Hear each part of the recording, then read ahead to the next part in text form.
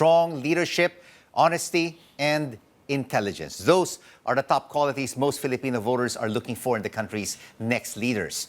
BOSES Pilipinas convenor Imelda Deinla joins us now live for more insights on the survey from Canberra in Australia. Thank you so much for joining us, Imelda. Why do Filipinos believe their next leaders must have these traits? These traits are really very reflective of the kind of challenges that many of the Filipinos are facing right now. So we are in the midst of pandemic, and also the country is facing deep social economic challenges. And so these are basically the kinds of qualities that the voters are looking for. So we have seen across countries as well that, in times of crisis, they are looking for strong leaders. Of course, honesty is really very important because they want to get better information. But they also want to have an intelligent leader because they want the leader to be knowledgeable about the situation in the country. But Imelda, these traits are always on the wish list of the electorate in every election. Could this also be an indication that these traits are not present in the current administration? These traits are just they're merely one of the factors that the voters are thinking of in deciding which candidates to vote. But unfortunately, there are other factors that influence or impinge on their decision making. And one of that, of course, is campaigning, deep pockets of the candidates, resources on the ground. We have traditional issues, for example, like money politics. And of course, social media has been found to be an influence in the decision-making process of voters. And of course, apart from these top three traits, I was also taking a look at your study. Filipinos also want a leader who wants to get things done and is morally upright. Yes, I think that is one of their wish lists. They want a person who could do, who are results oriented, meaning they can see the results on the ground. They want someone who is ethical as well. So those are the qualities that they think can really lead the country out of these difficulties at these times. And the top three issues that they want our leaders to tackle head on are, number one, fighting graft and corruption, creating jobs, because there are still millions of our kababayans who are jobless or underemployed, and COVID-19.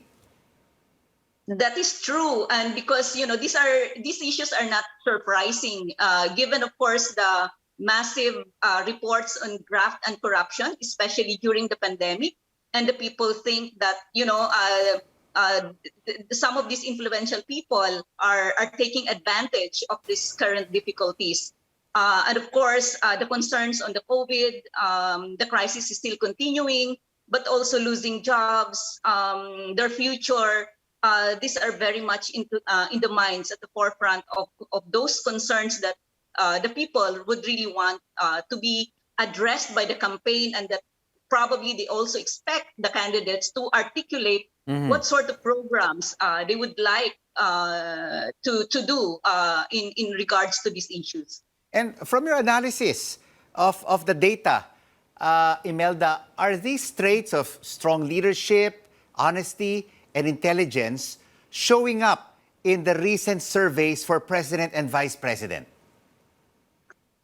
Based on our analysis, there are a lot of inconsistencies between these desired traits and between the current polls. What's showing in the polls, there are a lot of inconsistencies there, and we can see that maybe these traits are merely aspirational, but whether they act on that is something else. So this research is actually a means to actually remind our voters what is it that they really wanted to see from our candidates, what sort of character traits that can best, that whether these character traits are actually reflective in the candidates in terms of their track record and experiences. Because if you maybe talk to some analysts, there may be some kind of disconnect between Yes. your study and what is coming out in the surveys. Can you share with us how you came up with this survey? Which age group or demographics?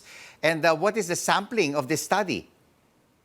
So far, we found that these rates are pretty much consistent or constant across the different age groups and other demographics. So we conducted our survey online using the sample, the survey panel of an independent research firm.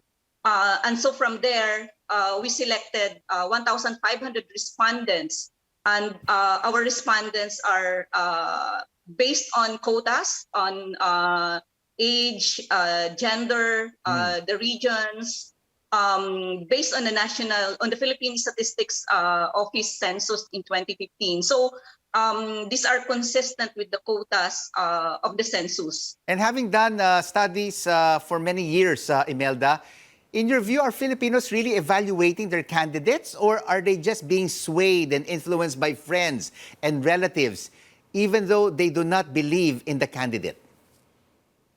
Well, our study also shows that Filipinos mostly rely on their families or relatives in terms of the information that they want to get from the candidate. So unfortunately, we need our voters to actually seek credible and factual information, and probably to widen the sources of our information.